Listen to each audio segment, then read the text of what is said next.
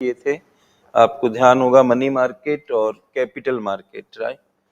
So we divided the financial market into two parts, money market and capital market. So what is the criteria to distinguish between two types of markets? Time is the criteria through which you make the distinction between two types of markets. So if you exchange funds for a period not more than 1 year, then you are dealing in money market, and if you are exchanging funds for a period more than 1 year, then you are dealing in the capital market. अगर 1 साल तक के लिए धन का लेन then करते हो तो मुद्रा बाजार में लेन देन कर रहे हो, और 1 साल से ज्यादा के लिए कर रहे हो तो पूंजी बाजार में लेन देन कर रहे हो। इस तरह से टाइम एक आधार बन जाता है डिस्टिंक्शन करने का या डिफरेंस करने का, राइट?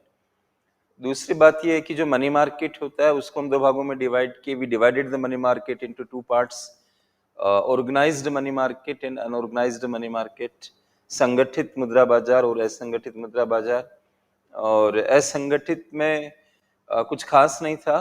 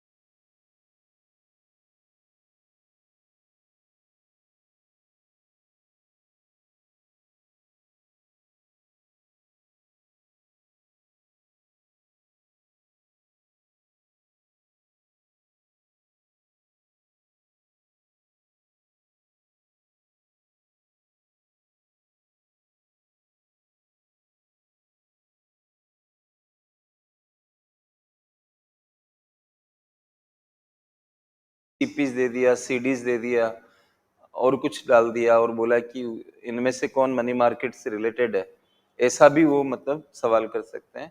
तो कम से कम हुंडी के बारे में इतना जानकारी रखिए और ज्यादा की आवश्यकता नहीं है।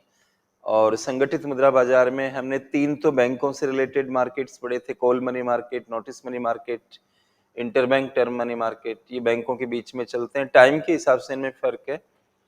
एक दिन का मार्केट है तो कॉल मनी मार्केट, एक दिन से ज्यादा 14 दिन का है तो नोटिस मनी मार्केट, और 14 दिन से ज्यादा लेकिन 1 साल तक का है तो आप उसको इंटरबैंक टर्म मनी मार्केट करके बोलते हो। इस तरह से आप देखिए जो मैंने आपको पढ़ाया था कल की क्लास में। आज हम लोग कैपिटल मार्केट में जाएंगे, लेकिन कैपिटल मार्केट जो होता है इसमें मैं मेनली स्टॉक मार्केट पढ़ाऊंगा। स्टॉक मार्केट पे हम जाएंगे, तो इस पर जाने से पहले मैं कुछ बेसिक्स आपको करवाना चाहता हूं, तो वो बेसिक करने के बाद ही आप इसको समझ पाओगे। और ये लॉन्ग टर्म के लिए फंड्स इसमें एक्सचेंज होते हैं स्टॉक मार्केट में। तो कैपिटल मार्केट में मेरा फोकस स्टॉक मार्केट के ऊपर है, लेकिन उस पे जाने से पहले हमें थोड़े फर्क समझने पड़ेंगे।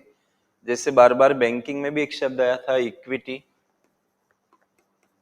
ऐसा शब्द आया था, और मैंने आपको निवेदन किया था कि भाई मैं इसको आगे बताऊंगा आपको। तो आपने संभवतः धैर्य का परिचय दिया होगा, तो अब उसका समय आ गया है कि हम इक्विटी को जान लें आज की क्लास में। तो कई बार बच्चों को लगता है शेयर क्या होता है, जो ये हम बोलते हैं शेयर्स बोलते हैं, शेयर्स ये क्या होते हैं। और हमें कॉमर्स नहीं पढ़ना है, मतलब कॉमर्स वाले बच्चे भी इनको करते हैं, हमें कॉमर्स नहीं पढ़ना है। हमें उतना पढ़ना है जो यूपीएससी के पॉइंट ऑफ व्यू से नेसेसरी है, और अखबार में जो आता रहता है उनको आप थोड़ा सा समझ पाएं, और यूपीएससी के पीटी एग्जाम में किस तरह के प्रश्न बन सकते हैं उतना मतलब। वरना स्टॉक मार्केट तो बहुत बड़ा क्षेत्र है और कंपनियों के बारे में बहुत बातें होती है, बहुत नॉलेज की आवश्यकता होती है। वो कॉमर्स जो बच्चे पढ़ते हैं उनके लिए होता है। हमें एक दूरी बना के चलना पड़ेगा कि हमारे सिलेबस में क्या है, हमारे सिलेबस में जीएस के पॉइंट ऑफ व्यू से क्या है। अगर सारी नॉलेज को एक्यूमुलेट आप करते जाओगे if you keep on accumulating all the knowledge, whether it is relevant or not, but you still accumulating it, our mind will just become a kind of dustbin. हम वो डस्टबिन जैसा अपने दिमाग को बना लेंगे तो बहुत दिक्कत होगी। और मैं आपको पहले भी निवेदन कर चुका हूं कि जिसको छोड़ना आता है वो ही यूपीएससी। दो बातें ध्यान रखिए, क्या पढ़ना है और क्या छोड़ना है। क्या पढ़ना है अलग चीज है और क्या छोड़ना अलग चीज है, दोनों एक जैसा नहीं है। तो आपको ये भी सीखना पड़ेगा कि मुझे क्या क्या छोड़ना चाहिए, और थोड़ी बहुत रिस्क रहती है, हम लोग छुड़वाते हैं। हो सकता है कभी कभी कोई क्वेश्चन उस पर आ जाए, तो आप सब कुछ नहीं भर सकते हो, ठीक है। तो दोस्तों मैं क्या है कि शेयर मार्केट या स्टॉक मार्केट पे ले जाने से पहले कुछ बेसिक्स करवाना चाह रहा हूँ। वो बेसिक करने के लिए हमें एक पेज की आवश्यकता पड़ेगी। तो जो भी आपकी नोटबुक चल रही है, अगर उसमें फ्रेश पेज है तब तो कोई बात नहीं, नहीं तो आप अगले पेज पे चले जाइएगा, ऐसा निवेदन है मेरा। और पेज को इस तरह से इस्तेमाल करिए, जो ये बोर्ड आपको दिख रहा है खड़े के रूप में नहीं करके ऐसे यूज करिएगा। तो एक डायग्राम हमें बनाना है, ठीक है। तो यहाँ पर हम ऊपर ही ऊपर एक हेडिंग लगाएंगे, कंपनियों को मिलने वाली पूंजी या कंपनियों की पूंजी कर दीजिए।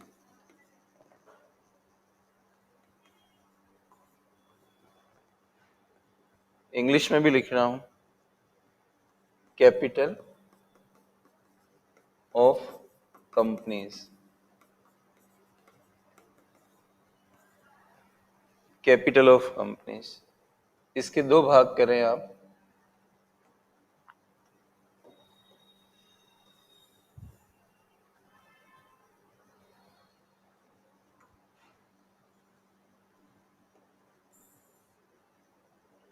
इसके फर्स्ट पार्ट में आप लिखें, इंग्लिश में लिख रहा हूं पहले, पार्टिसिपेटरी कैपिटल। और हिंदी मीडियम वाले बच्चे भी इंग्लिश जरूर लिखिएगा, पार्टिसिपेटरी कैपिटल। हिंदी ये लिख रहा हूं, भागीदारी देने वाली पूंजी। सब मतलब समझाऊंगा, एक बार आप लिखें। और दूसरा लिखें, non participatory capital.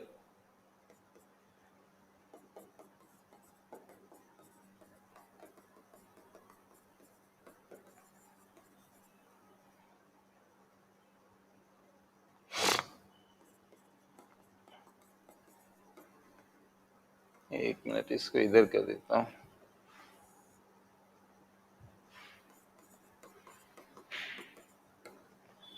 Participatory capital, non participatory capital, भागीदारी नहीं देने वाली पूंजी।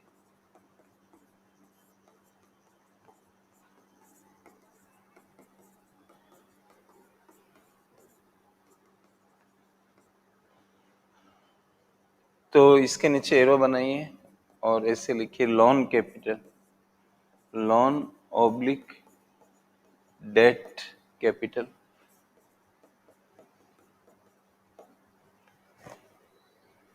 हिंदी में कहेंगे इसको ऋण पूंजी।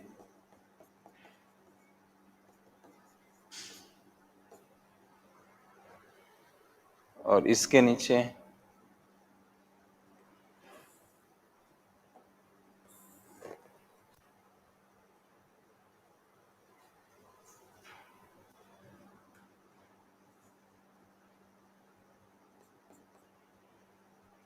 ऐसे लिखिए बॉन्ड्स, डिबेंचर्स। थोड़ा थोड़ा कॉमर्स आएगा इसमें, थोड़ा थोड़ा।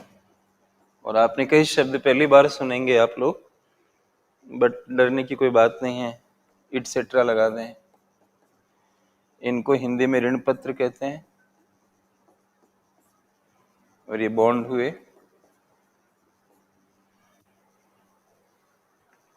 मैं इसका मतलब आपको समझाता हूं, आप लिख लें ऐसे, non participatory capital, participatory capital. पहले मैंने इस पे काम किया। जो भागीदारी नहीं देती है वो पूंजी का एक और नाम होता है लोन या डेट कैपिटल। बी साइलेंट रहता है इसमें, डेट कैपिटल, ऋण पूंजी। और वो बॉन्ड और डिबेंचर इत्यादि से प्राप्त होती है। तो कंपनियां जो होती है उनको पैसा मिलता है, पूंजी इकट्ठा करती है व्यवसाय करने के लिए। तो वो पूंजी दो प्रकार की होती है और ये इस बात पर आधारित होता है ये प्रकार, जिससे हमने ये पढ़ा, हमने कहा कि फाइनेंशियल मार्केट दो प्रकार के होते हैं, मनी मार्केट और कैपिटल मार्केट। तो उसमें अंतर का जो मानक था वो टाइम था। इसी तरह से यहाँ कंपनी को जो पूंजी मिल रही है उसका वर्गीकरण किस आधार पे हो रहा है कि भागीदारी मिल रही है या नहीं मिल रही है, पार्टिसिपेशन मिल रहा है कि नहीं मिल रहा है। इसका अर्थ क्या है, मतलब जैसे कंपनी किसी से पैसा लेती है, पूंजी लेती है, चाहे लोन के रूप में ले या और कोई तरीके से ले, तो वो जो पूंजी ले रही है बदले में सामने वाले को क्या दे रही है? क्या वो बिजनेस में भागीदारी दे रही है? बिजनेस में भागीदारी का मतलब होता है कि बिजनेस के महत्वपूर्ण निर्णय जो होते हैं क्या उनको पूछ के किए जाएंगे? और प्रॉफिट हुआ मान लीजिए, बिजनेस करने में कंपनी को लाभ हुआ तो क्या लाभ में उनका हिस्सा होगा, भागीदारी होगी? कोई जोखिम है तो क्या उसमें भागीदारी होगी? ये मानक है यहाँ पे। भागीदारी सामने वाले को कंपनी देगी या नहीं देगी, प्रॉफिट में, निर्णय प्रक्रिया में। जो पूंजी से भागीदारी नहीं मिलती उसको हम क्या कहते हैं? ऋण पूंजी। कंपनी ने किसी से ऋण लिया, ऋण लेने के भी कई तरीके हैं। एक बड़ी अमाउंट एक बैंक से ले सकते हो, नहीं तो कंपनियां क्या निकाल सकती है? बॉन्ड निकाल सकती है, ऋण पत्र निकाल सकती है। ये तरीके होते हैं जिसमें कंपनियां, लोग इनको खरीदते हैं और कंपनी को ऋण देते हैं। इनके बारे में भी मैं बात करूंगा, बॉन्ड्स के बारे में, इनके बारे में आगे चल के बात होगी इसी चैप्टर में। लेकिन आप यूं समझ लो कि बॉन्डों से ऋण मिलता है, ऋण पत्र तो नाम ही कह रहा है ऋण मिलता है, right? So bonds are the tools of getting loans and debentures are also the tools of getting loans.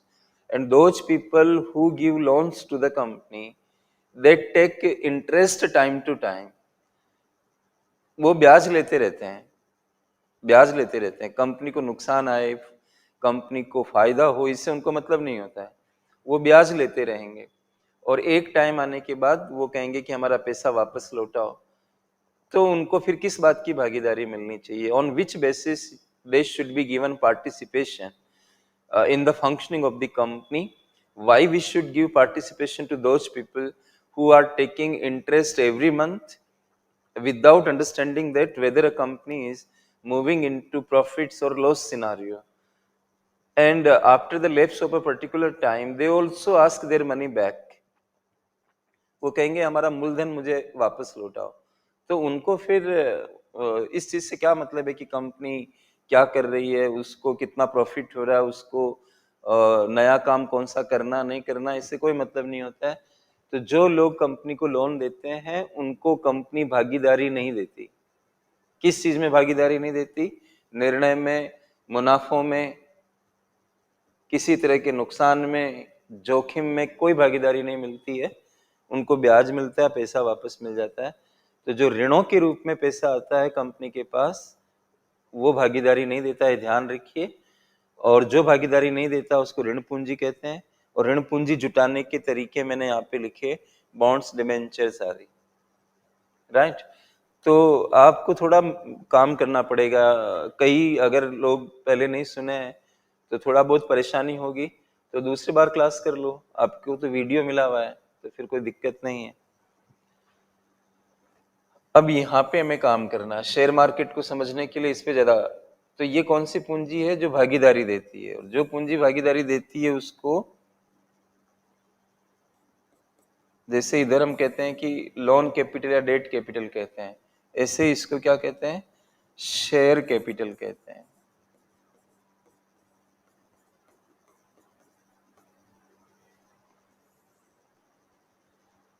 और हिंदी में इसको बोलते हैं अंश पूंजी।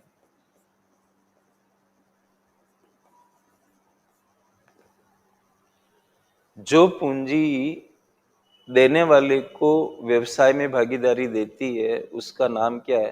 अंश पूंजी। तो यहाँ पे शेयर शब्द आ रहा है ना, तो ये अंश पूंजी जुटाने के लिए, जैसे ऋण पूंजी जुटाने के लिए ये निकाले जाते हैं, ऐसे अंश पूंजी जुटाने के लिए शेयर्स निकाले जाते हैं। तो आप पढ़ते हो ना अखबार या कहीं पर भी शेयर होते हैं, राइट। और इसमें आप हिंदी होती है उनकी अंश पत्र,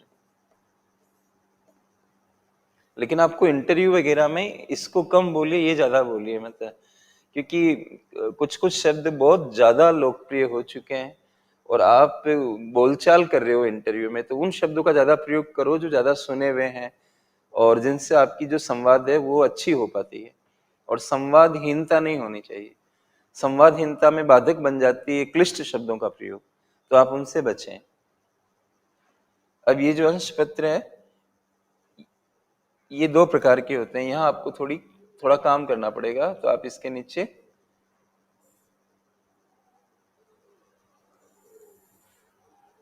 और मैं फिर कह रहा हूं आपको कि हमें कॉमर्स नहीं पढ़नी है, हमें नॉर्मल जो कुछ शब्द आते हैं उन पर काम करने के लिए ये काम करना पड़ रहा है।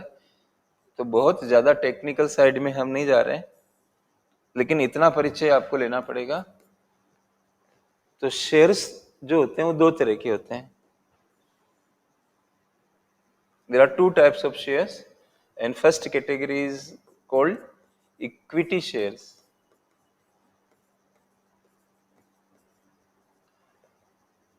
हिंदी में क्या कहते हैं इनको? समता अंश पत्र कहते हैं।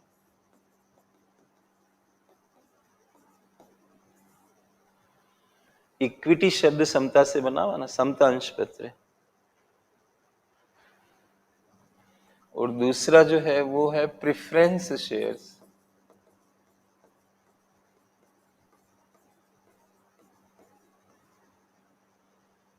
जिसका हिंदी में अर्थ होता है अधिमान अंश पत्र।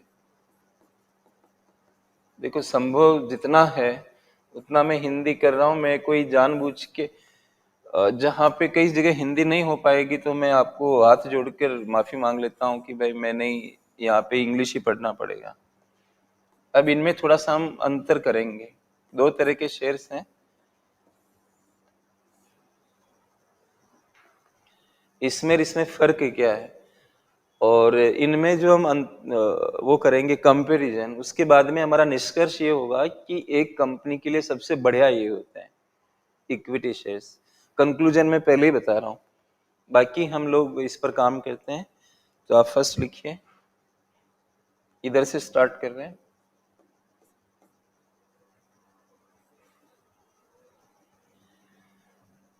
Preference in profit distribution.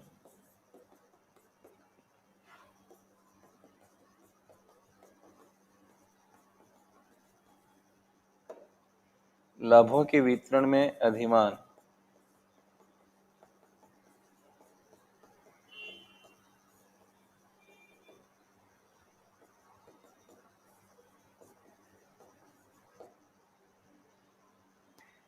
यहां पे लिखेंगे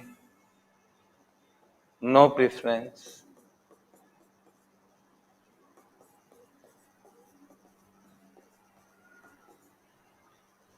no preference in profit distribution.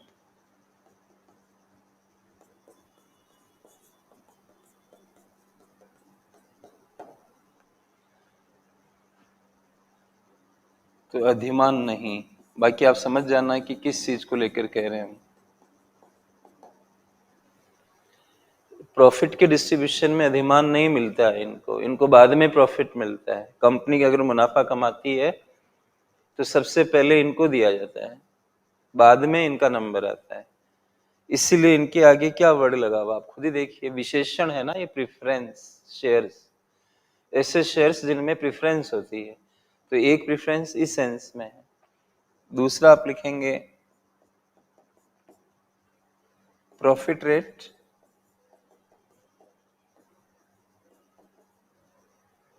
Is fixed in advance.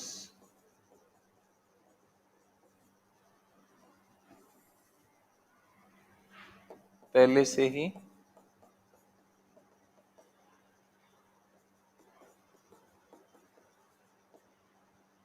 लाभ की दर निश्चित इनको पता होता है कि इनको कितना लाभ मिलेगा। Profit rate is fixed in advance, यहाँ पे लिखिए।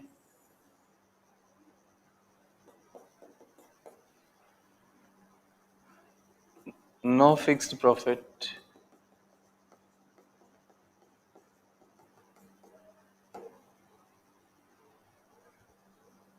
No fixed profit in advance, पूरा कर लो चाहे।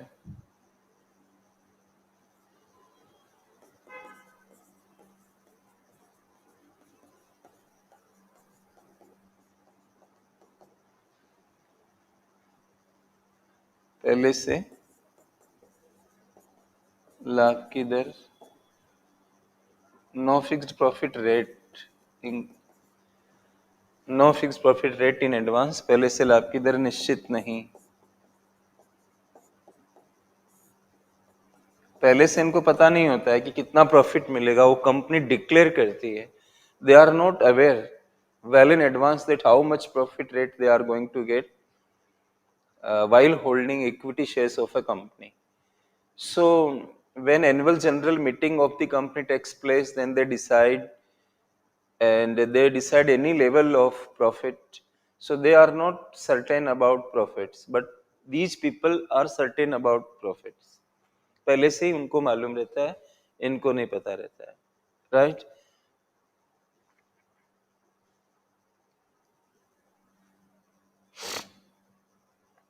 तीसरा आप लिखेंगे नो पार्टिसिपेशन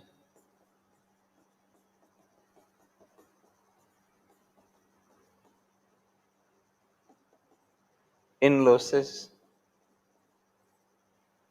हानि में भागीदारी नहीं।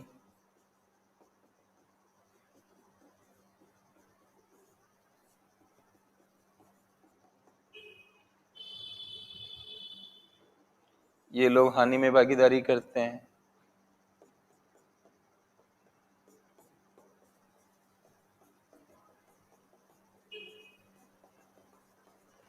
पार्टिसिपेशन इन लॉसेस,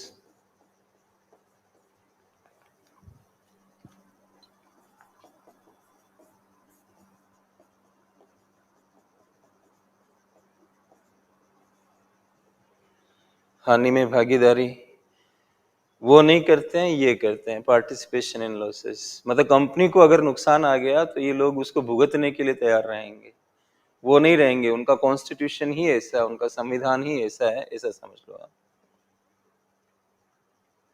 अब चौथा लिखिए no participation in liabilities,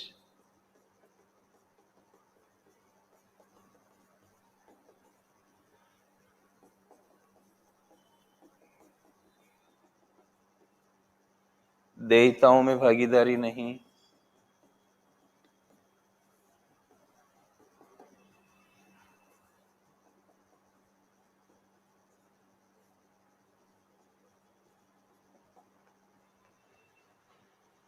no participation liabilities, देयताओं में भागीदारी नहीं, वो नहीं करते हैं। देयता कंपनी पे टैक्स की लाइबिलिटी हो, कोई भी बर्डन आ जाए किसी भी तरह का, हमने ये भी पढ़ा था, बैंकिंग क्षेत्र पढ़ा, एनपीए की प्रॉब्लम पढ़ी, नॉन परफॉर्मिंग एसेट की प्रॉब्लम पढ़ी।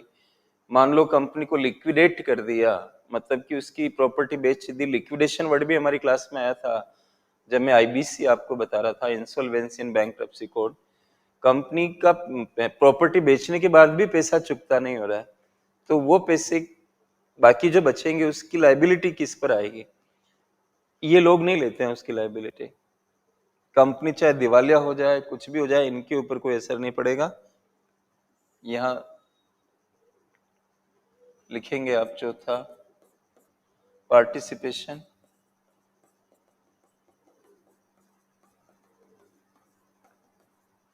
इन लाइबिलिटीज, यानी देयताओं में भागीदारी।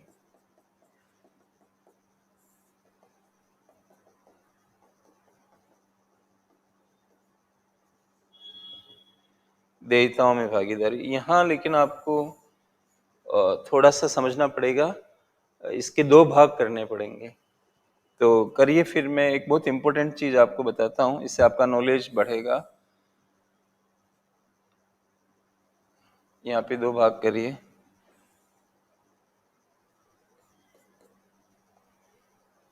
लिमिटेड कंपनी, आपने नाम सुना होगा, एलटीडी, हर कंपनी के पीछे आपको ने देखा होगा लिमिटेड और अनलिमिटेड।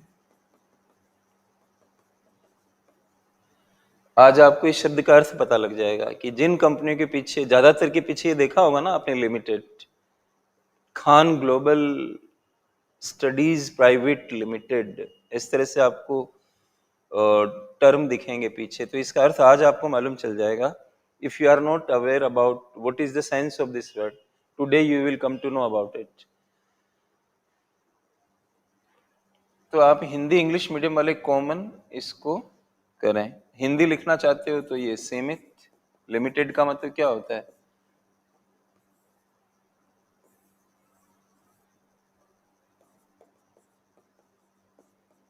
सीमित।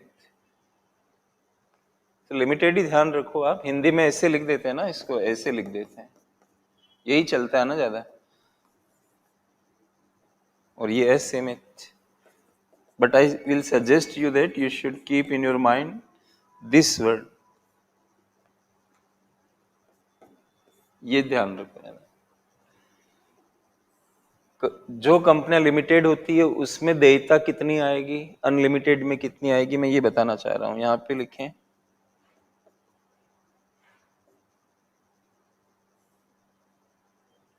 अप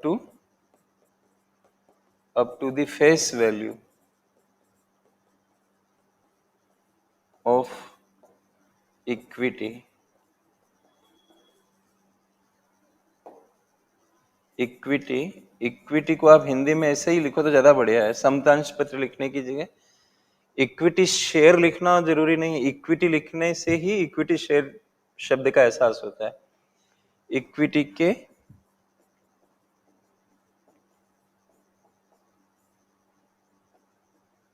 अंकित मूल्य तक,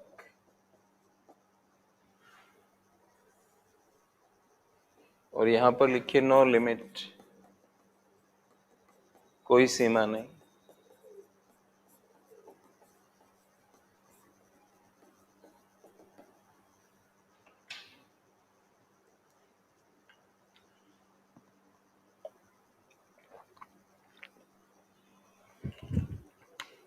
ध्यान से इसको समझिए, मैं फेस वैल्यू का मतलब भी आपको बताऊंगा। जिन कंपनी के पीछे लिमिटेड वर्ड होता है उसका अर्थ आज आपको पता लग रहा है कि ये क्या मतलब है इसका। ठीक है, कंपनी जब दिवालिया हो जाती है, when a company has become insolvent and is not able to pay the due amount of the people by even selling its properties, then remaining amount is to be borne by whom? Shareholders. So which kind of shareholders are to bear the remaining amount? These shareholders, which one? Preference shareholders are not going to bear any kind of liability, because they are, here we are writing about no participation in liabilities. ये लोग देयताओं में बिल्कुल भागीदारी नहीं करेंगे, ये ध्यान रखिए। भागीदारी ये लोग करेंगे। कंपनी की प्रॉपर्टी बेच दी, पैसा चुकता नहीं हुआ, तो जो बचा हुआ पैसा है वो लोगों के ऊपर आएगा जिनके पास उसके शेयर्स हैं। शेयर्स में इनके ऊपर कुछ नहीं आएगा। अब जिनके पास इक्विटी है उनके ऊपर आएगा। तो उनके ऊपर कितना आएगा, how much loan amount will be borne by them, will be depending upon whether a company is limited और अनलिमिटेड। कंपनी के नाम के पीछे लिमिटेड लिखा है कि अनलिमिटेड लिखा है, इस बात पर निर्भर करेगा कि उनके ऊपर कितनी अमाउंट आएगी। तो जिन कंपनियों के नाम में लिमिटेड लिखा हुआ है उनके लोगों पर कितनी आएगी, इक्विटी के अंकित मूल्य तक आएगी। तो इसका अर्थ क्या है, अंकित मूल्य का मतलब क्या है? तो मैं आपको ये बता रहा हूं, फेस वैल्यू का मतलब क्या होता है। मान लीजिए एक शेयर है, एक शेयर है, ये शेयर में भी ये क्या है, इक्विटी है, ये इसकी बात कर रहा हूं। और इसके ऊपर क्या, इसकी कीमत क्या लिखी हुई है, कंपनी ने इसको निकालते समय इसकी क्या बुक में लिखा, मतलब क्या इन्होंने इसके फेस पे लिखा। मान लीजिए 10 रुपए लिखा, तो इसकी फेस वैल्यू 10 मानी जाएगी। अब एक आदमी है, there is a person called by this name A, और उसके पास एक इक्विटी है, only one equity, whose face value is ₹10। अब इसके ऊपर जब बंटवारा हुआ, लाइबिलिटी का डिस्ट्रीब्यूशन हुआ, तो इसके हिस्से में 100 रुपए आए। किसके हिस्से में आए? इस आदमी के। लेकिन इसके पास एक इक्विटी है जिसकी फेस वैल्यू कितनी है? 10। तो 100 रुपए आने पर भी इसको 10 रुपए ही देना है। No matter how much amount is coming for this person, he is to give maximum amount of ₹10, which is the face value of this equity. उसके हिस्से में कितना भी आ जाए, उसको देना हद से कितना है? जितना फेस वैल्यू इसके ऊपर है। ये बचाव कब होता है? जब ज्यादा आता है। अगर इसके हिस्से में 5 रुपए आ रहे हैं तो इसको 5 देने, चाहे फेस वैल्यू कुछ भी हो। लेकिन ज्यादा आने पर क्या होता है कि आपको फेस वैल्यू तक ही देनी है उसे। तो लिमिटेड कंपनियों में लाइबिलिटी लिमिटेड हो जाती है, इसलिए उनके नाम के पीछे लिमिटेड शब्द होता है। और ये लिमिटेड शब्द काम में कब आता है? जब कंपनी दिवालिया हो जाती है। और कई बच्चे ये सोचते हैं कि लिमिटेड शब्द आ गया तो ये प्राइवेट कंपनी है। सरकारी कंपनी के पीछे भी लिमिटेड लिखा हुआ होता है, एनटीपीसी लिमिटेड, ओएनजीसी लिमिटेड, भेल, भारत हेवी इलेक्ट्रिकल्स लिमिटेड। तो लिमिटेड शब्द का मतलब प्राइवेट सेक्टर और पब्लिक सेक्टर इस तरह से फर्क ना करें। लिमिटेड शब्द का मतलब होता है कि आपकी लाइबिलिटी लिमिटेड है, और कब? वो भी कब? जब कंपनी फेल हो जाए। फेल हो जाने के बाद आपके ऊपर कितनी भी लाइबिलिटी आए, लेकिन आपको देना कितना है? Up to ₹10। So I think you might have understood the idea of a limited company. Limited word or unlimited words are nothing to do with whether the owner is government or the private sector. There are some students who think that when they see limited word, they think that it is a private company. In this way, they try to understand the meaning of this term.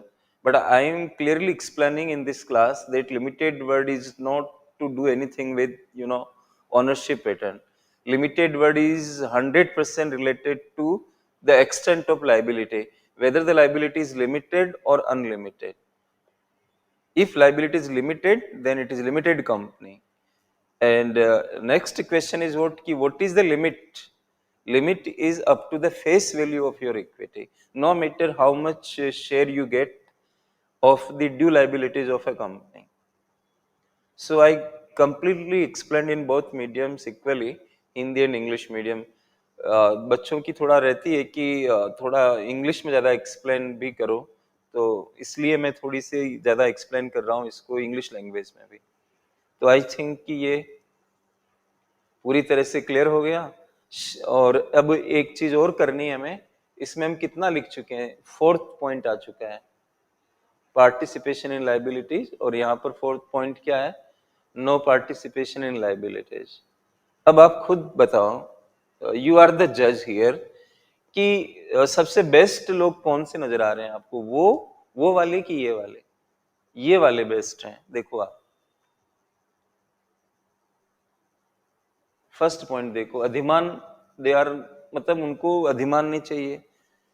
जिससे हमें हमारी माँ होती है, mother होती है, क्या वो अधिमान रखती है? जब वो खाना बनाती है तो सब लोगों को खिलाने के बाद ही वो भोजन करती है। ऐसी हमारी माँ होती है। ऐसे ये माँ की तरह काम कर रहे हैं कि भाई पहले उनको बांट दो, फिर हमारा नंबर लो। दूसरी बात एक और मैं कहना चाहता हूँ, one more thing I want to say to you, कि इनको आप प्रॉफिट नहीं भी दोगे तो भी कुछ नहीं कहेंगे, क्योंकि यहाँ पे क्या लिखा हुआ? No fixed profit in advance. कई बार ऐसा होता है कि कंपनी कोई प्रॉफिट डिक्लेयर नहीं करती, कहती है कि हमें आगे विस्तार के लिए इस पैसे को लगाना है। तो जबरदस्ती नहीं कर सकते ये लोग। ये कंपनी की जो मीटिंग होती है, वार्षिक जो उसका जनरल मीटिंग होती है, उसमें जो तय होता है वो फैसले होते हैं तो वहां पे फैसला हो गया, कुछ नहीं होगा फिर। तो न अधिमान चाहिए, न पहले से फिक्स है। नुकसान हो गया तो उसमें भागीदारी है, देयता है तो उसमें भागीदारी है। ये लोग तो कुछ नहीं कर रहे हैं, इसलिए इनको वोटिंग राइट्स नहीं होते हैं। ये बहुत इंपॉर्टेंट है, डिसीजन मेकिंग वोटिंग राइट्स से आती है। तो यहाँ पे लिखिए अधिमान वालों के लिए, प्रेफरेंस शेयर्स वालों के लिए no voting rights.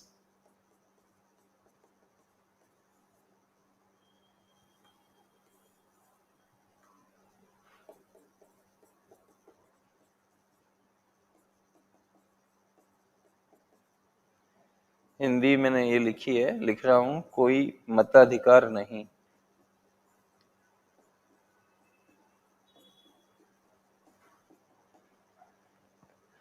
No voting rights. लेकिन इनको वोटिंग राइट्स मिलते हैं जनरली, इनका जो गुण होता है।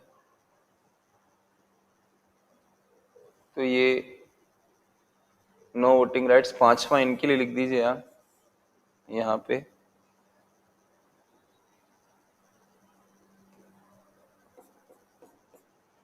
वोटिंग राइट्स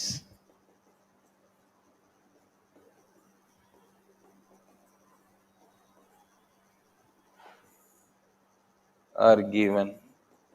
हाँ, आजकल कभी कभी कंपनियां विकल्प दे देती है कि आपको वोटिंग राइट छोड़ने हो इनकी, आपकी इच्छा है तो आपको सस्ता दे देंगे, ऐसा आजकल ऑप्शन आ रहा है। तो हम जनरल वे में इसको पढ़ रहे हैं, वोटिंग राइट्स आर गिवन, मताधिकार दिए जाते हैं।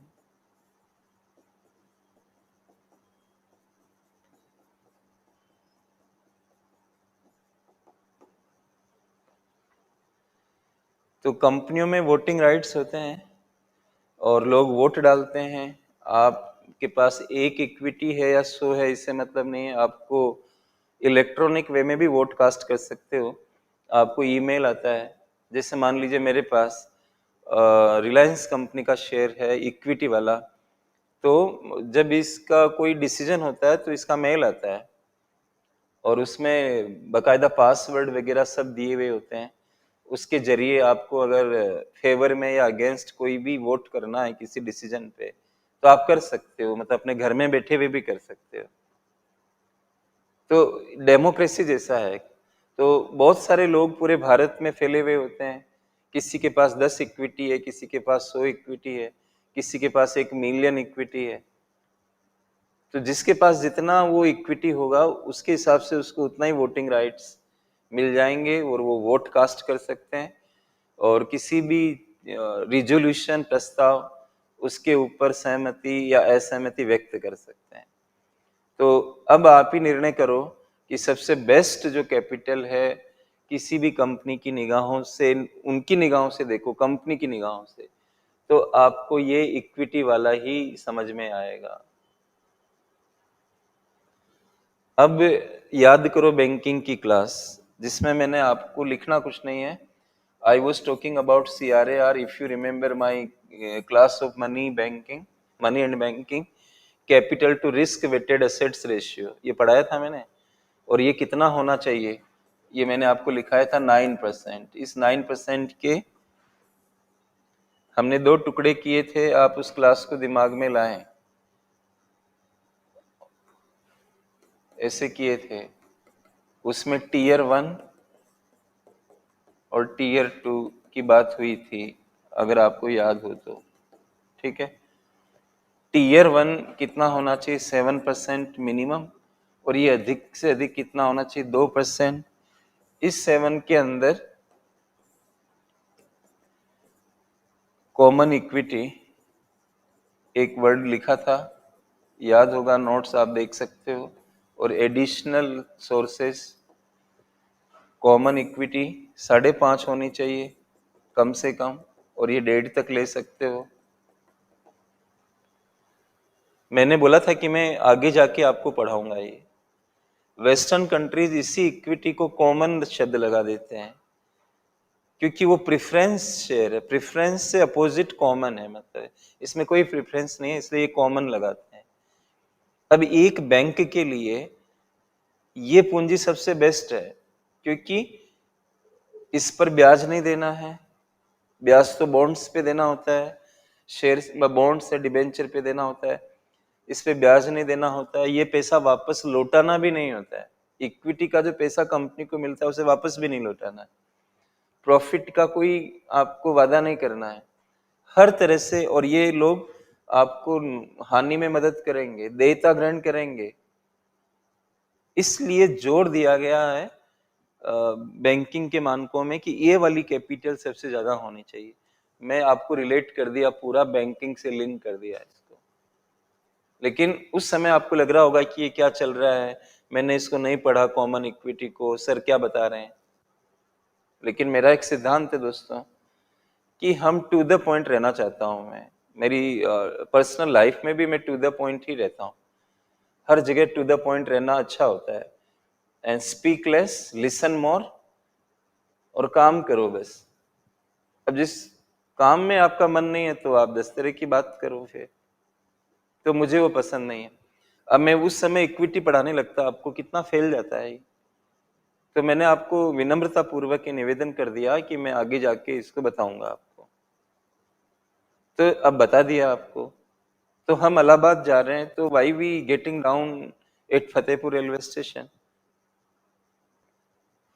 ये हर चीज में होना चाहिए। आपको इंटरव्यू में पूछ रहे तो वही बात पे बात करो ना जहां पूछा जा रहा है। अब आप साइडवेज में काम कर रहे हो तो ये अच्छी चीज नहीं है, ठीक है। तो ये मैंने समझा दिया। अब इसको समझने के बाद हम शेयर मार्केट में जाएंगे दोस्तों। अब हमारे ये तो एक नोट्स मैंने बनवाए आपको, ये सोचकर कि थोड़ा बेसिक्स क्लियर हो। यूपीएससी आपको कभी नहीं पूछेगी, मैं बता दूं, कि इक्विटी शेयर क्या होता है, अधिमान शेयर क्या होता है, उनमें क्या डिफरेंस होते हैं, वो नहीं पूछेंगे। लेकिन जो पूछेंगे उनको करने के लिए हमें ये बेसिक्स करना जरूरी था। चलिए अब आप व्यवस्थित हेडिंग लगाओगे और हम एक डायग्राम बनाएंगे। मेरे हिसाब से अगले पेज पे चले जाओ, आप फ्रेश पेज का इस्तेमाल करो, इसी रूप में इस्तेमाल करो, और एक बीच में हेडिंग लगाओ, स्ट्रक्चर ऑफ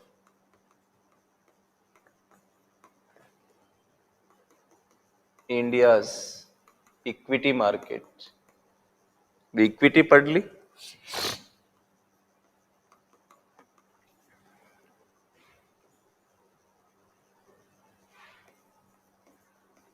अब इसका हिंदी रूपांतरण करने की आवश्यकता तो हमें नहीं लग रही है, क्योंकि स्ट्रक्चर एक शब्द कल आ गया था, भारत के इक्विटी बाजार की संरचना।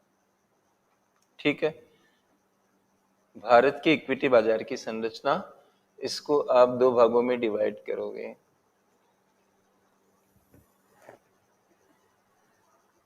You need to divide it into two parts. I'm sliding it into the right side. And write for the first part primary market.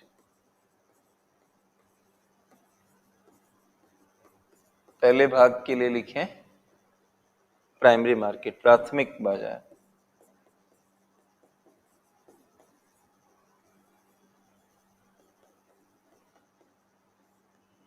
इसी का एक और नाम है NIM, new issue market.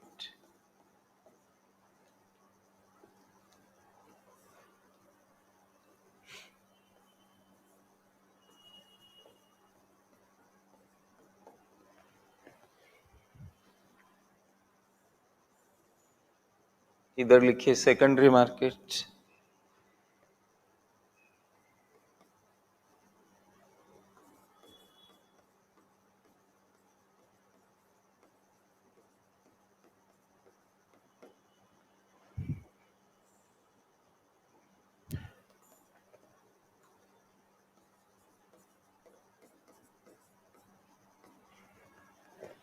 Hindi में कहते हैं इसको द्वितीयक बाजार।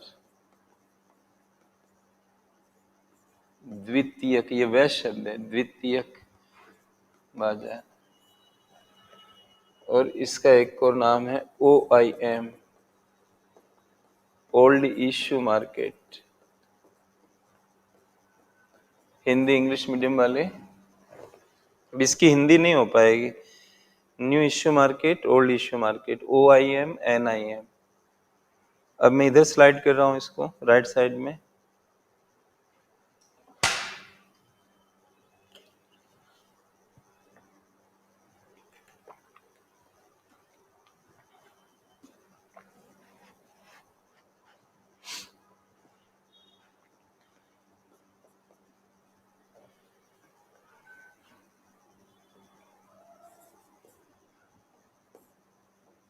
companies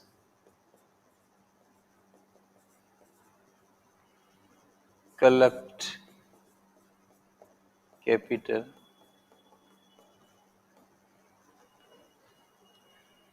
कंपनियों द्वारा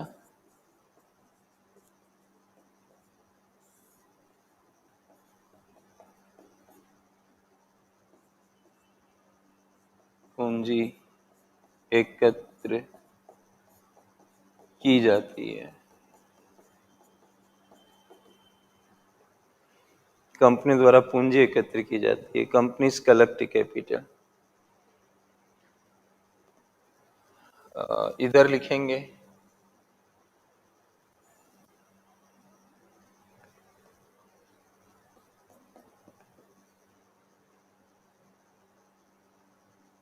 इन्वेस्टर्स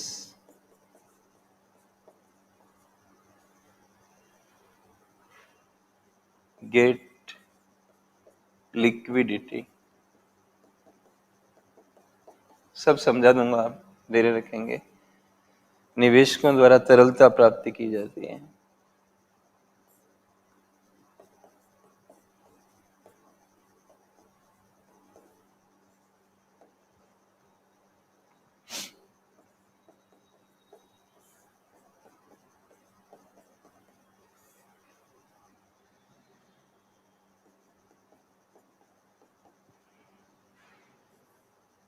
तरलता ली जाती है या प्राप्त की जाती है, एक ही बात है। वापस इधर चलेंगे, फिर समझ लेंगे बाद में।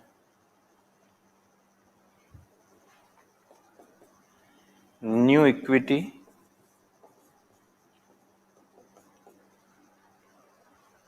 इक्विटीज आर इश्यूड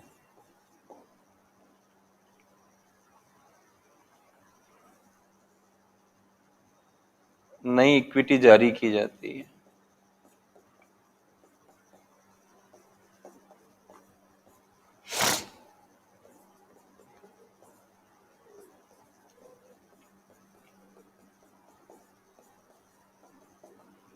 नई इक्विटी जारी की जाती है। New equities are issued. कंपनियां पूंजी इकट्ठा करती है, जुटाती है, तो नई इक्विटी इश्यू करती है। कैसे करती है वो भी आएगा।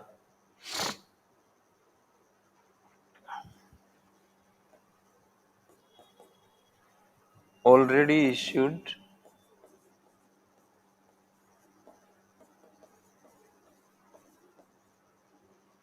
इक्विटीज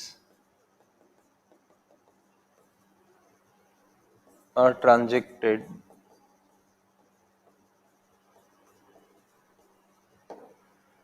पहले से जारी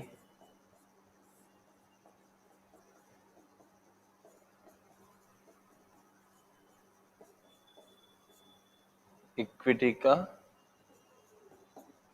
लेन देन होता है।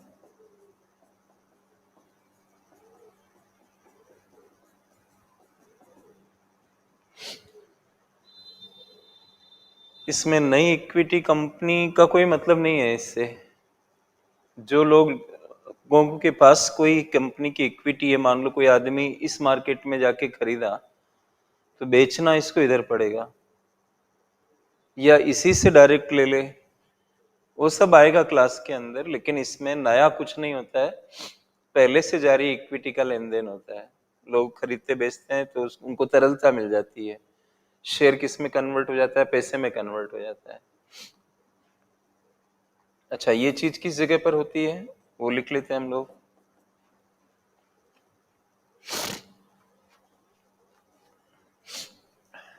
लिखिए शेयर मार्केट।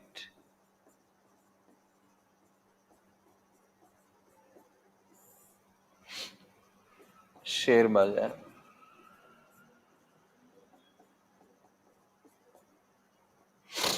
शेयर बाजार जैसे कि BSE Bombay stock exchange, NSE national stock exchange etcetera. Famous है सबसे ज्यादा Bombay stock exchange, national stock exchange. ये अन्य स्टॉक एक्सचेंज धीरे धीरे बंद होने लगे, बहुत कम रह गए संख्या में। Bombay stock exchange, national stock exchange, ये शेयर मार्केट के बड़े एग्जाम्पल हैं। और यहाँ पर आप एक डायग्राम बनाना पड़ेगा आपको। Both English and Hindi medium students should make common diagram here. तो एक लाइन खींच दो आप ऐसी,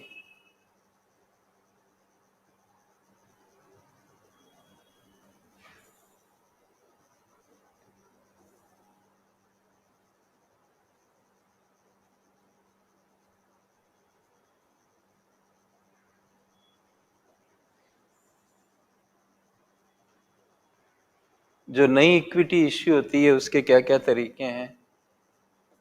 तो आपने नाम सुना होगा आईपीओ, नहीं सुना है तो नोट्स में आएगा ही वैसे, और अब सुनना चाहिए आपको। एफपीओ, हमें शुतुरमुर्ग नहीं बनना है कि रेत में सिर डाल रखा है और हमें मालूम नहीं चल रहा है कि क्या हो रहा है। आईपीओ, एफपीओ, ओएफएस, ये सब आते रहते हैं अखबारों के अंदर। ओएफएस,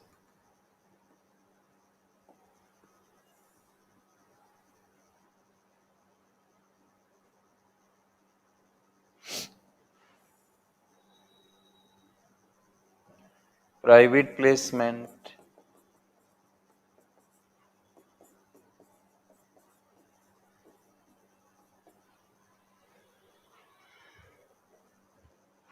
हिंदी इंग्लिश मीडियम वाले कॉमन लिखेंगे, डायग्राम बनाएंगे, अलग अलग नहीं होगा ये।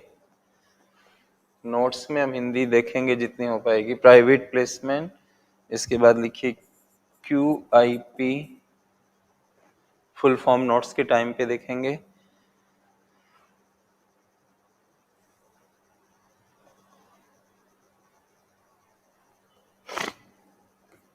और एक लिख लेंगे राइट्स इश्यू।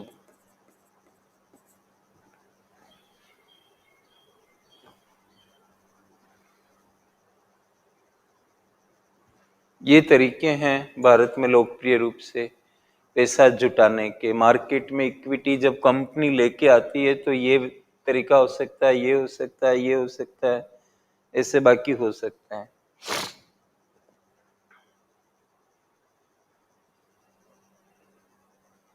राइट, तो अब हम इन पे थोड़े से नोट्स, थोड़ा थोड़ा परिचय ले लेंगे इनके। तो आप नोट्स लगाएं।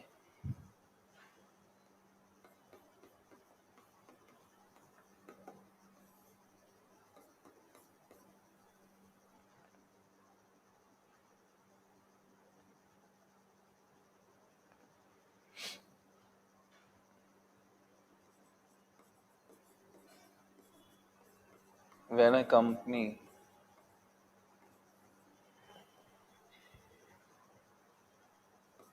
brings when a company brings an offer of selling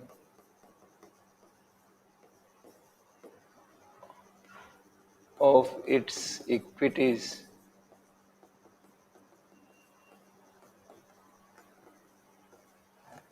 to the public,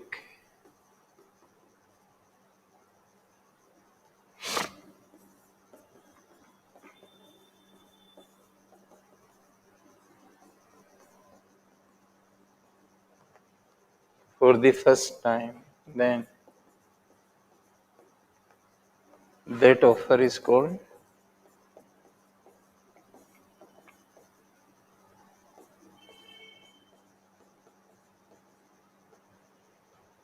IPO, whose full form is initial public offer.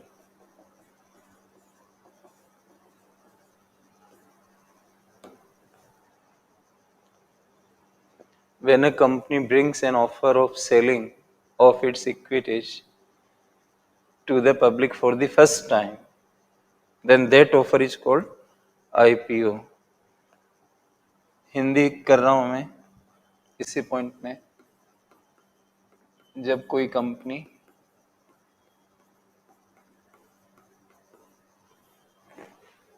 पहली बार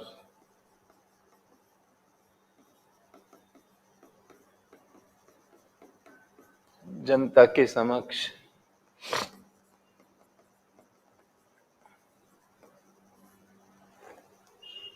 इक्विटी बेचने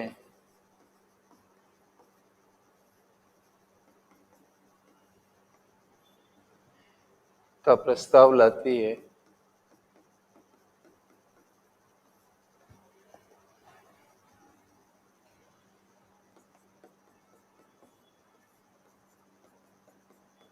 तो उस प्रस्ताव को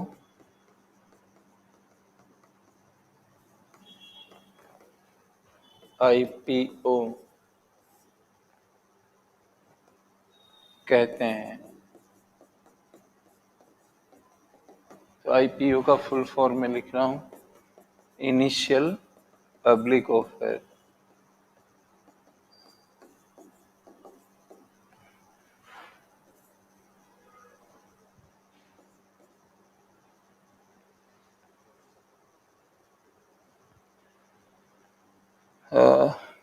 जो भी है, इंग्लिश मीडियम वाले बच्चे पैराग्राफ चेंज करके लिखेंगे। For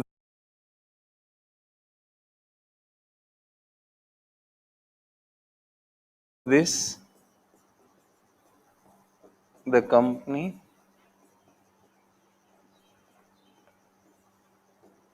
issues DRHP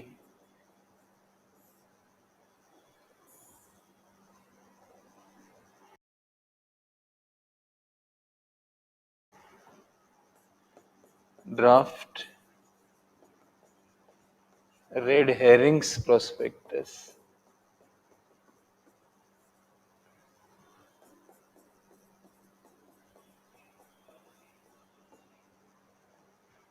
Hindi medium वाले बच्चे लिखेंगे, इसके लिए कंपनी DRHP जारी करती है।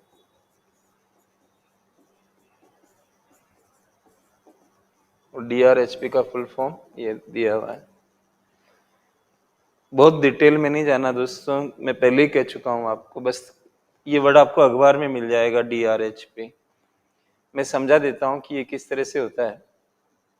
एक विज्ञापन कंपनी लेके आती है, company brings N advertisement into the prominent newspapers, particularly newspapers which are related to business or economics. You may take the examples like Business Standard, Economic Times, Financial Times and so on. तो कंपनियां क्या करती है, विज्ञापन लेके आती है अखबार में, जो खास तौर से इकोनॉमिक्स और व्यवसाय से जुड़े हुए अखबार होते हैं उनमें विज्ञापन देती है कि हम इतनी इक्विटी निकाल रहे हैं, ये हमारा आईपीओ है, आप इसमें भागीदारी करो, एक इक्विटी का रेट इतना है, ये बैंक है जो इसमें पार्टिसिपेट करेंगे, ये क्लोजिंग डेट है।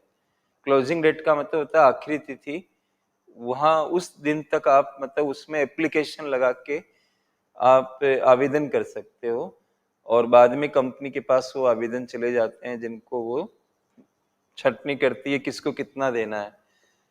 लेकिन आप कैसे उस कंपनी में पैसा लगाओगे, उसका आधार क्या होगा, क्या चीज कंपनी के बारे में ज्ञान कैसे मिलेगा आपको, how on which basis you will be deciding about making investment into a particular company whose IPO you have seen in a newspaper.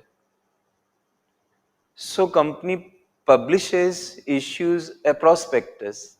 जैसे आप किसी इंस्टीट्यूट में एडमिशन लेते हो तो सबसे पहले वो आपको प्रोस्पेक्टस देते हैं या आप मांग लेते हो, और आप पूछते हो भी कौन कौन सी फैकल्टी इसमें पढ़ाएगी, क्या है, कौन सा विषय कितने दिन में खत्म होगा, आपके पीछे के रिजल्ट्स क्या हैं, मतलब जो भी डिटेल्स होती है वो प्रोस्पेक्टस में रहती है।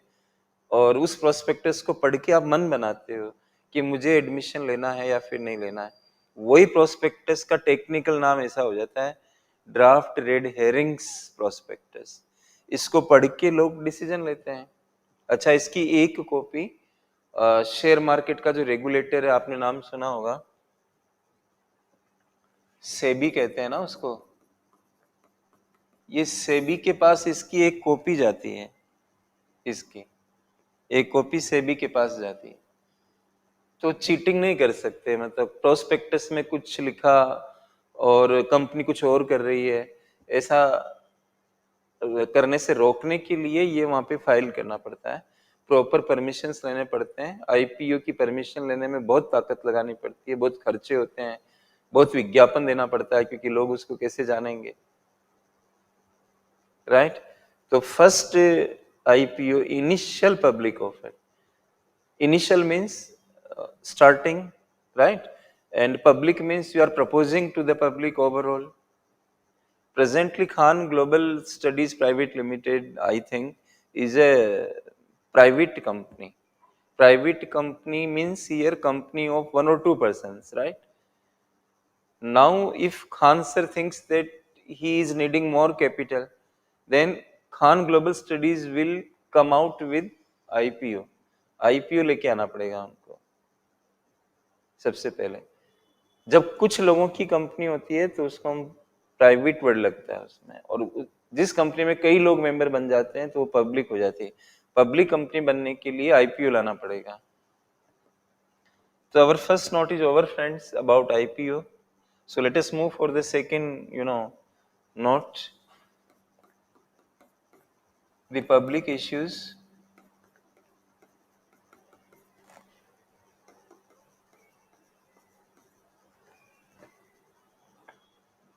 Following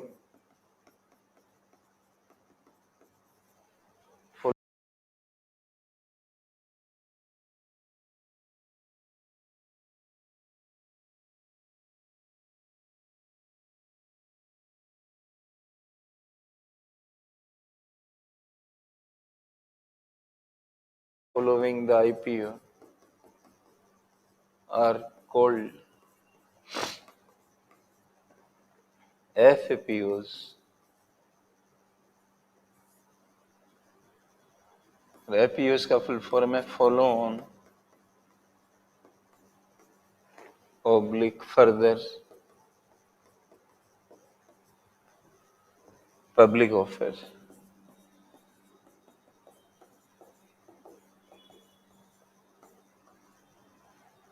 The public issues following the IPO means all public issues after IPO, they are called FPOs. Second, third, whatever is the number. But after first public offer, whatever public offers are coming after the first one, then each of such public offers will be called by which name?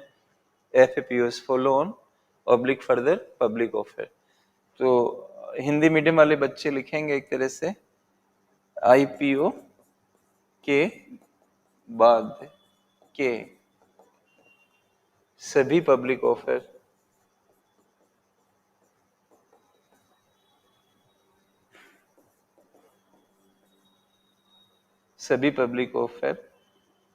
क्या कहलाते हैं? सभी public offer FPOs, comma लगा दो यहाँ पे, FPOs follow on oblique further. दोनों F के दोनों फुल फॉर्म हो सकते हैं। आप एफ का मतलब फॉलो ऑन भी लिख सकते हो, नहीं तो फर्दर लिख सकते हो।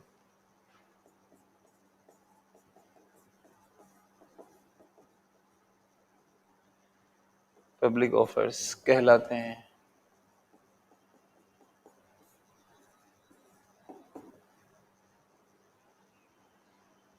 तो आप कभी भी अखबार में पढ़ो फलानी कंपनी का एफपीओ आया, तो आपको क्या है कि समझ आना चाहिए कि आईपीओ इसका आ चुका होगा पहले कभी। ठीक है, तो दूसरा नोट कंप्लीट हुआ एफपीओ को लेकर। फर्स्ट आईपीओ था, फिर एफपीओ था डायग्राम में, अब ओएफएस आएगा। तीसरा लिखिए, यहाँ पे लिखिए ओएफएस, हिंदी इंग्लिश मीडियम वाले common, offer for sale. Hindi English medium वाले कॉमन लिख लो आप, और इसकी कुछ बातें लिख लेते हैं हम। Offer for sale, an electronic issue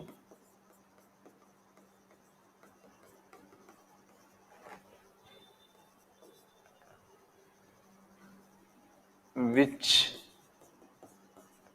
remains open for 1 day only.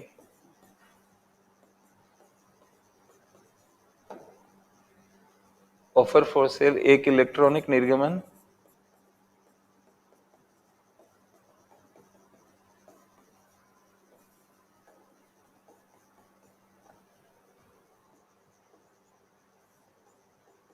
जो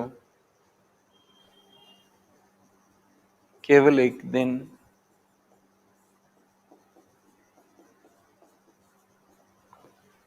के लिए खुला रहता है।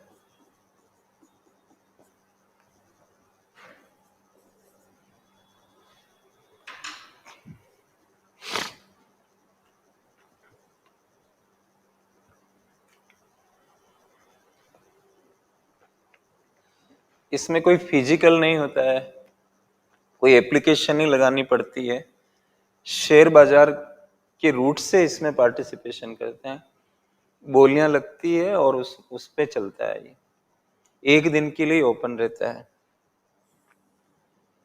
तो इसके नीचे एरो बना के हिंदी इंग्लिश मीडियम वाले कॉमन लिखिए, एन एग्जाम्पल ऑफ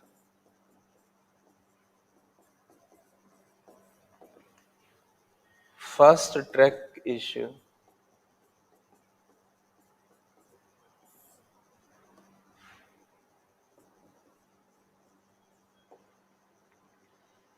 बहुत फास्ट ट्रैक इश्यू है ये, क्योंकि एक ही दिन के लिए ये खुला रहता है, इसमें लंबा समय नहीं लगता है, कंपनी को जल्दी में पैसा मिल जाता है। और आपको मैं बता दूं कि जो भारत सरकार है विनिवेश जब करती है तो आईपीओ से भी करती है, एफपीओ से भी करती है, ओएफएस भी लेके आती है। जब सरकार को जल्दी में पैसा इकट्ठा करना होता है तो ओएफएस लेके आती है। बहुत ज्यादा डिटेल में नहीं जाना है, मैं बार बार आपको बोल रहा हूँ। तीसरा, offer for sale is over. चौथे पे आइए,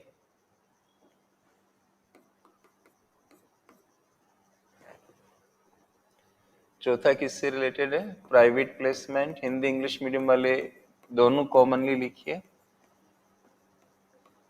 ऐसे लिख दीजिए,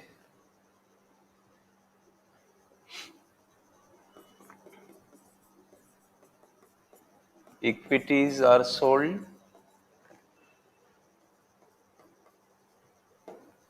हिंदी में लिख रहा हूं, इक्विटी बेची जाती है।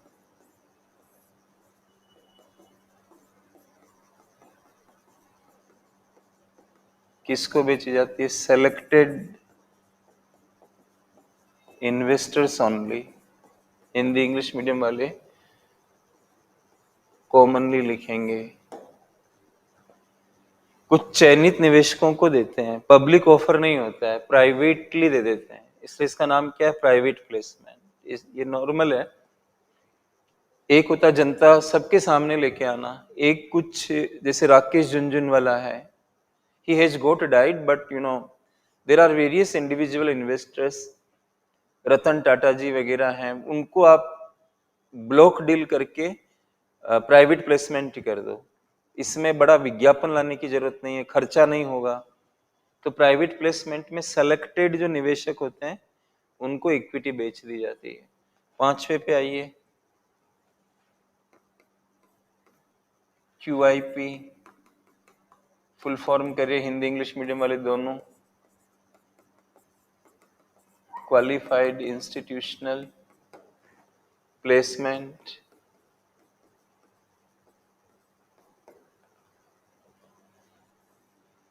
क्यूआईपी, फिर लिखिए equities sold, equities are sold,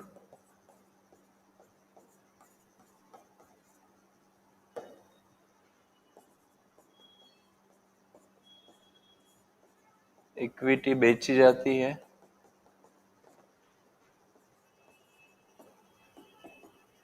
किसको? क्यूआईबीज को। हिंदी इंग्लिश मीडियम वाले कॉमन लिखिए, qualified institutional buyers.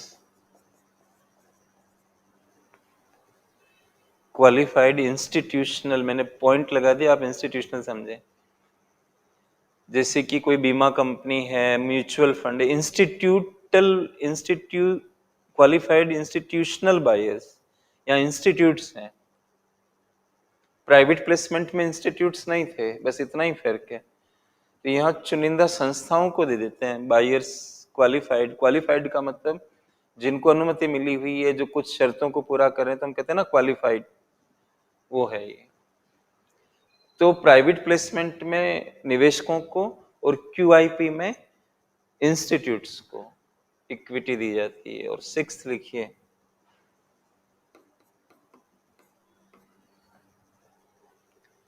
Rights issue.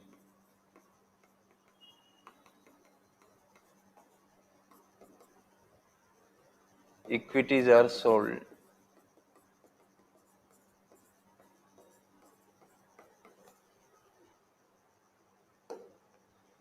किसको?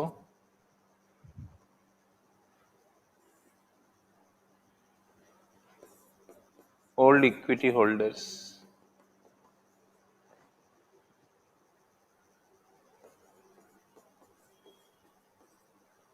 पहले के इक्विटी धारकों को, मतलब जिनके पास पहले से ही इक्विटी है।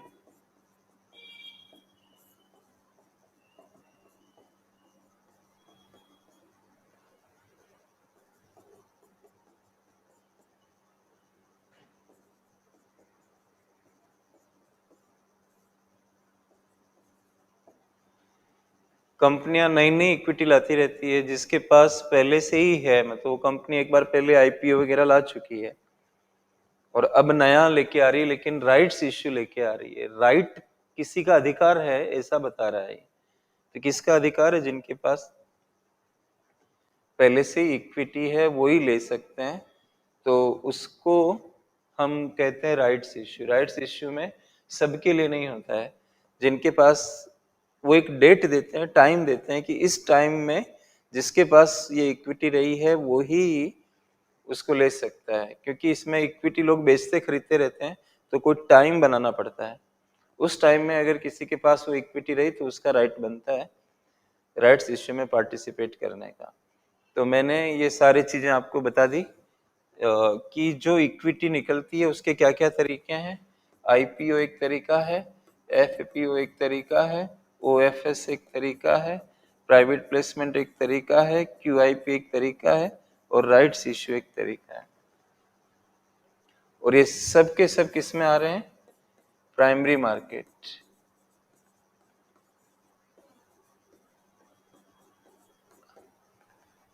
क्योंकि प्राइमरी मार्केट में क्या होता है? फ्रेश न्यू इक्विटी को इश्यू किया जाता है। New equity. कल की क्लास में भी मैं आरबीआई रिटेल डायरेक्ट आपको बता रहा था, जब मैं बॉन्ड्स बता रहा था। नए बॉन्ड आते हैं तो प्राइमरी मार्केट, पुराने बॉन्डों का लेन देन होता है सेकेंडरी मार्केट। तो यहाँ नए इक्विटी आ रहे हैं सब, तो ये किसके अंदर हुए? Primary market. अब यूपीएससी ने आपको ये 3-4 चीजें दे दी और बोला ये किस में आते हैं, प्राइमरी में आते हैं कि सेकेंडरी में आते हैं। ऐसे सवाल बन सकते हैं, तो आप ध्यान रखिए इस चीज का। तो इस तरह से हम लोगों ने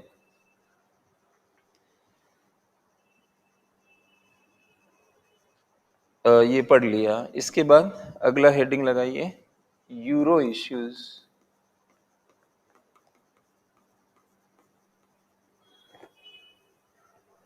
यूरो इश्यूज हिंदी में कहेंगे इनको यूरो निर्गमन।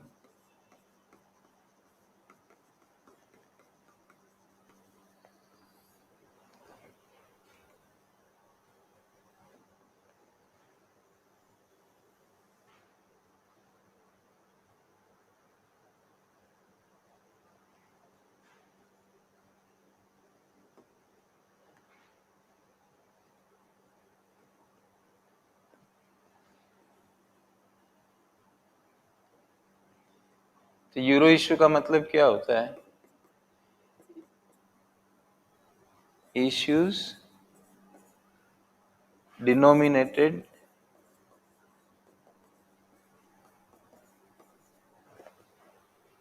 issues denominated in foreign currency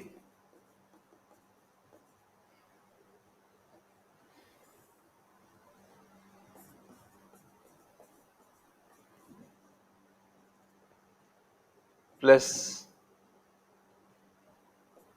issues to be brought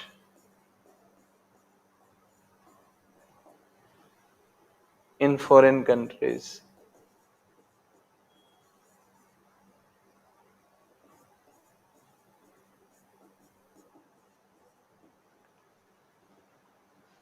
UPSC करना है तो सब पढ़ना पड़ेगा, पढ़ने से ही होगा, और कोई तरीका नहीं है आपके पास सफलता प्राप्त करने का।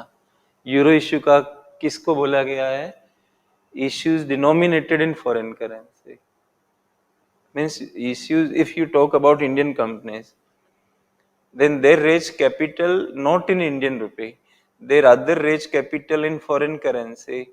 Their equities and other tools, they must be denominated in foreign currency, American dollar, euro, and so on. But foreign currency must be there, and they are not to be launched in India. they are to be launched in foreign countries. Hindi रूपांतरण में कर रहा हूं, विदेशी मुद्रा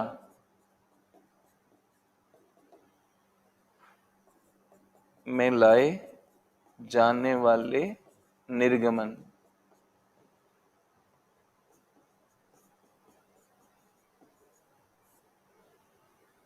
plus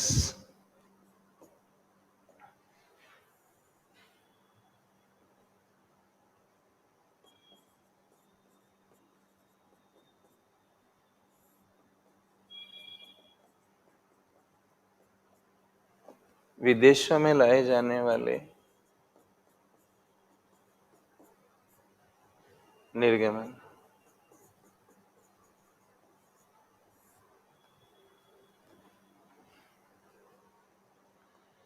दो बातें ध्यान रखनी है यूरो निर्गमन शब्द की मीनिंग के लिए।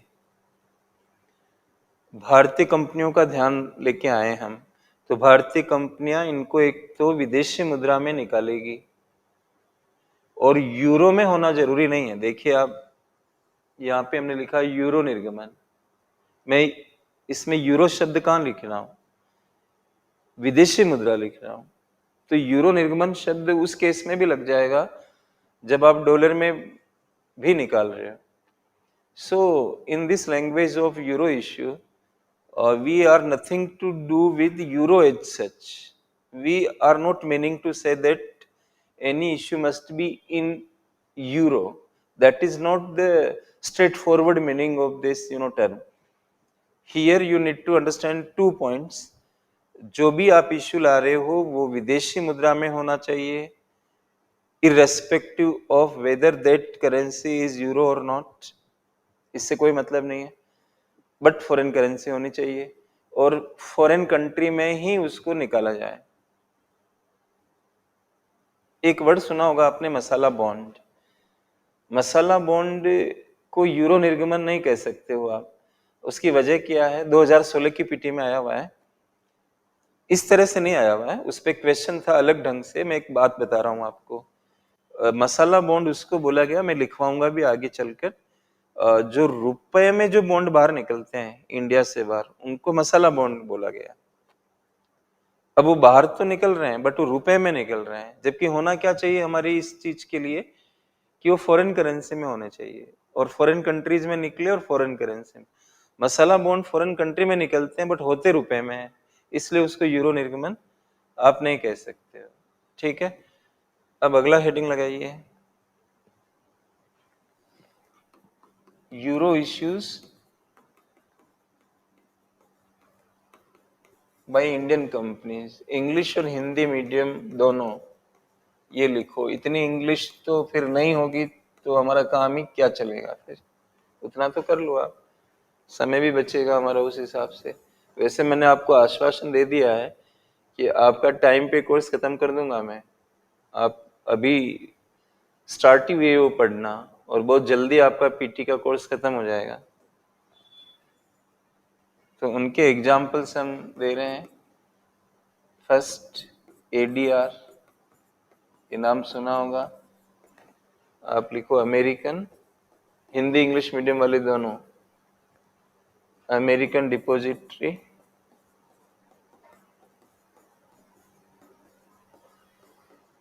Receipts,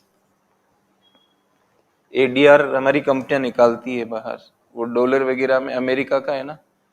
दूसरा लिखिए GDR, अमेरिका को छोड़ के बाकी कंट्री में जो निकलता है उसको GDR कहते हैं।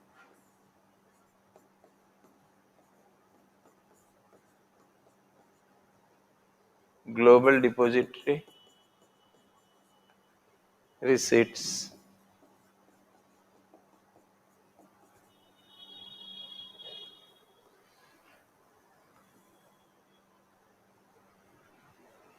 और तीसरा लिखिए FCCB, foreign currency convertible bond.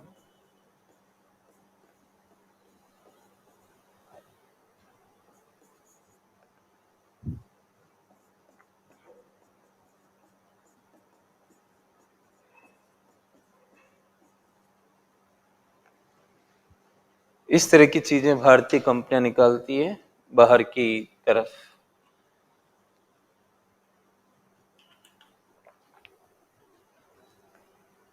ये भी आ सकता है आपको, यूरो इश्यू भारतीय कंपनियों के बताइए। यूरो इश्यू विदेशी कंपनियां भी भारत में ला सकती है। तो हमारा अगला हेडिंग है euro issues by foreign companies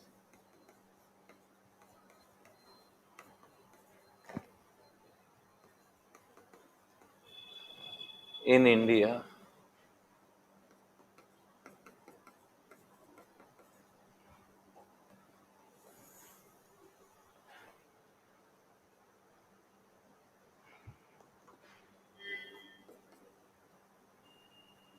ऐसे लिखिए IDR ओब्लिक BH, ऐसे लिखें,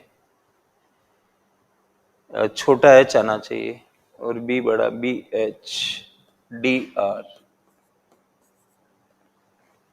ये DR कॉमन है, और ये वाली DR जो है यहाँ पे, यही फुल फॉर्म है depository receipts. Depository receipts BH है तो भारत और I है तो इंडिया, ये सेंस है।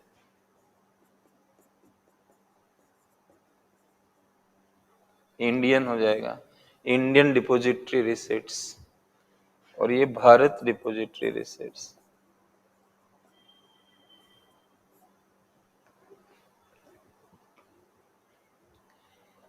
तो इनकी क्या खासियत होती है?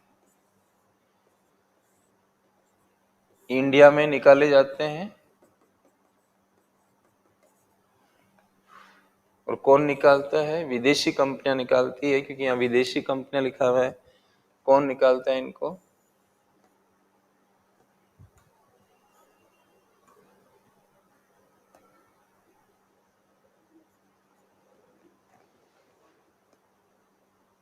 इंडिया में। और किस में होते हैं? ये इंडियन रुपी में होते हैं।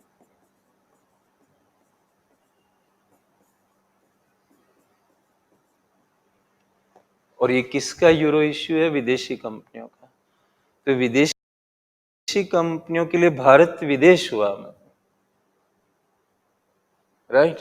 विदेशी कंपनियों के लिए भारत विदेश हुआ, और ये विदेशी मुद्रा हुई, तो उनकी निगाहों से यूरो इश्यू। और अगेन आप यहाँ पे समझ सकते हो कि यूरो शब्द कहाँ आ रहा है यहाँ पे। मतलब रुपी यूरो नहीं है, फिर भी हम इसको यूरो इश्यू कह रहे हैं। तो इसका यूरो से ये यूरो में भी हो सकता है। हमारी भारतीय कंपनियां GDR वगैरह निकालेगी यूरो में, तो भी वो यूरो इश्यू कहलाएगा, लेकिन डॉलर में निकालेगी तो भी यूरो इश्यू कहलाएगा। तो यूरो के पीछे नहीं पड़ना है। यहाँ यूरो शब्द बेसिकली विदेश को इंगित कर रहा है। तो रुपए होते हुए भी यूरो इश्यू, डॉलर होते हुए भी यूरो इश्यू, यूरो होते हुए भी euro issue. So I think all of you might have amply got it. And how I am moving in this class, first of all, I gave you Indian system. how companies raise capital. And in that respect, I taught you IPO, FPO, OFS,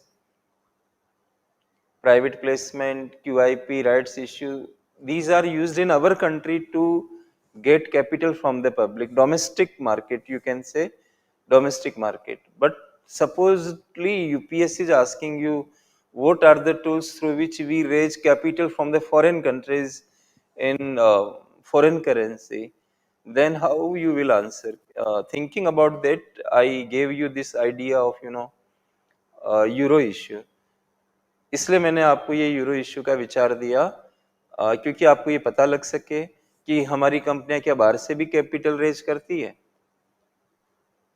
मतलब इस तरह की चीजों से loan लेना तो अलग बात है, मैं उसकी बात नहीं कर रहा हूँ। लोनिंग सिस्टम में केवल एक एग्जांपल यहाँ पे आया, ये लोन देता है आपको, ये बॉन्ड है ना यहाँ पे, फॉरेन करेंसी कन्वर्टिबल बॉन्ड। और जितने बॉन्ड्स के आगे कन्वर्टिबल शब्द लगता है वो इक्विटी में कन्वर्ट हो सकते हैं, अगर निवेशक चाहे तो उसको कन्वर्ट करा सकता है। इसके ऊपर भी पीटी में सवाल आया हुआ है कि कन्वर्टिबल बॉन्डों पे ब्याज दर किस तरह की होती है, क्योंकि ये ज्यादा ऑप्शन दे रहे हैं इसलिए आपको ये कम ब्याज देंगे, इस तरह का कुछ होता है, और महंगे मिल सकते हैं, इस तरह की बातें वो मैं बताऊंगा आपको। ज्यादा स्पेसिफाई मैं तब होऊंगा जब इसके बारे में बात करूंगा, इसका भी जिक्र आएगा हमारी क्लास के अंदर।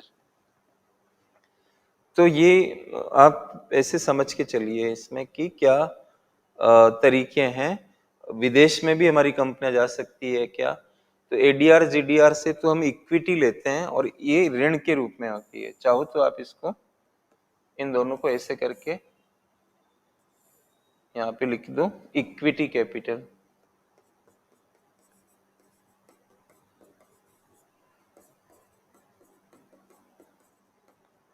और इसके लिए लिख दो डेट कैपिटल, ऋण पूंजी, इससे तो ऋण मिलता है हमें।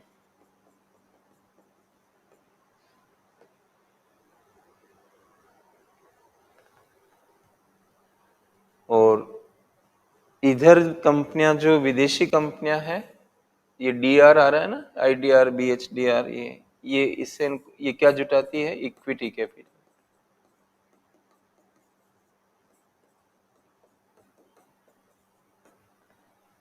लेकिन विदेशी कंपनियां भारत में आके बहुत कोई स्कोप है नहीं, जहां तक मुझे ध्यान है कि एक बार स्टैंडर्ड और चार्टर्ड बैंक ने आईडीआर इश्यू किया था भारतीय रुपए में पैसा जुटाने के लिए, और मैंने कई बाद में पढ़ा कि उसने हटा लिया उस आईडीआर को, काफी वर्षों बाद रिमूव कर दिया उसे। तो इस तरह से, लेकिन कई सारी भारतीय कंपनियां बाहर, आईसीआईसीआई बैंक वगैरह, ये सब बहुत सारे लोग बाहर एडीआर चला रहे हैं अपना।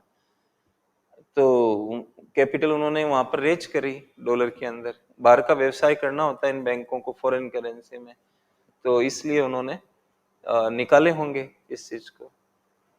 तो ऐसे आपको स्टेप वाइज जाना है इसमें कि डोमेस्टिक घरेलू बाजार में क्या तरीके हैं, फिर वो समझ आ गया तो विदेशी में क्या तरीके हैं, इस तरह से आपको चलना होता है।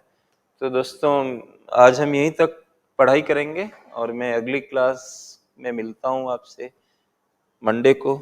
धन्यवाद, आभार बहुत बहुत, थैंक यू वेरी मच।